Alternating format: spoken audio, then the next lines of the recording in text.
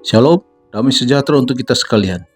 Bersama lagi kita meluangkan waktu sejenak untuk merenungkan kasih Tuhan. Kita awali dengan doa. Bapa Surgawi yang baik, terima kasih Tuhan untuk perlindungan-Mu pada kami hari ini. Dan malam ini saat kami akan membaca firman-Mu, memohon kuasa Roh Kudus bersama dengan kami. Dalam nama Yesus Kristus kami sudah berdoa. Amin. Judul renungan malam ini, Jemaat yang Dermawan. Ayat renungan diambil dari kitab 1 Korintus pasal 9 ayat 11-14.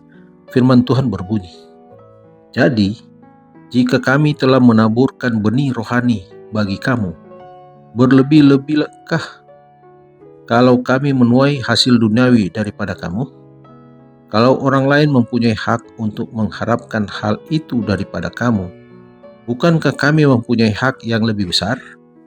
Tetapi kami tidak mempergunakan hak itu. Sebaliknya, kami menanggung segala sesuatu, supaya jangan kami mengadakan rintangan bagi pemberitaan Injil Kristus. Tidak tahukah kamu bahwa mereka yang melayani dalam tempat kudus mendapat penghidupannya dari tempat kudus itu, dan bahwa mereka yang melayani mezbah mendapat bagian mereka dari mezbah itu?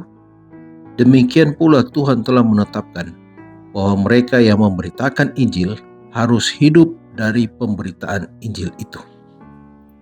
Persepuluhan adalah bagian dari rencana Allah untuk membantu pekerjaannya. Rencananya termasuk sejumlah pemberian dan persembahan lainnya. Oleh sistem kebajikan ini, Tuhan mengajarkan bangsa Israel bahwa Ia harus tempatkan yang terutama di atas segala hal.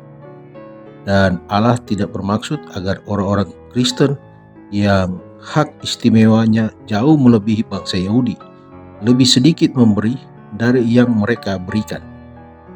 Bila orang-orang yang mengaku Kristen dengan setia memberikan persepuluhan dan persembahan kepada Allah, perbendaharanya akan penuh dan tidak diperlukan aktivitas pencarian dana lain untuk mendukung pekerjaan Injil.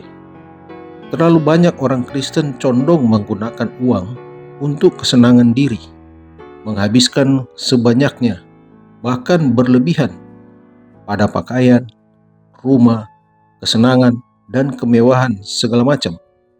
Mereka yang hatinya bercahaya dengan kasih Kristus akan menganggap suatu sukacita memajukan pekerjaan Tuhan dengan sumber daya finansial mereka. Dengan cuma-cuma kita menerimanya, maka dengan cuma-cuma pula kita memberikannya. Pokok pikiran, kerelaan untuk berkorban di pihak orang-orang Makedonia yang percaya datang sebagai akibat penyerahan diri yang sungguh-sungguh. Digerakkan oleh Roh Allah, mereka memberikan diri mereka kepada Allah. Dicatat dalam 2 Korintus pasal 8 ayat 5. Maka mereka dengan rela memberikan dengan leluasa dari harta mereka untuk menyokong pekabaran Injil. Dalam kesederhanaan dan ketulusan mereka, dan di dalam kasih akan saudara-saudara, dengan senang mereka menyangkal diri sendiri, dan dengan demikian berkelimpahan dengan buah-buah kebajikan. Dikutip dari buku Alfa dan Omega jilid 7 halaman 289. Pelajaran malam ini, di mana harta kita, di situ hati kita berada, merupakan prinsip rohani dan psikologi, dan kebalikannya juga benar. Di mana hati kita berada, di sana juga harta kita. Mari berdoa. Bapa di surga, terima kasih untuk pelajaran malam hari ini. Menggerakkan hati kami untuk mengingat betapa besar kasih Tuhan sudah memberkati setiap usaha kami, pekerjaan kami. Dan biarlah dengan sukarela Roh Kudus menggerakkan hati kami untuk memberikan yang terbaik, melebihi dari keinginan kami, mendukung pekerjaan Injil dimanapun hal ini dilakukan. Biarlah Roh Kudus selalu menuntun kami, menggerakkan hati kami. Tuhan, terima kasih, Kau sangat baik bagi kehidupan kami. Memohon penyertaan dalam istirahat malam kami. Di dalam nama Yesus Kristus kami sudah berdoa. Amin.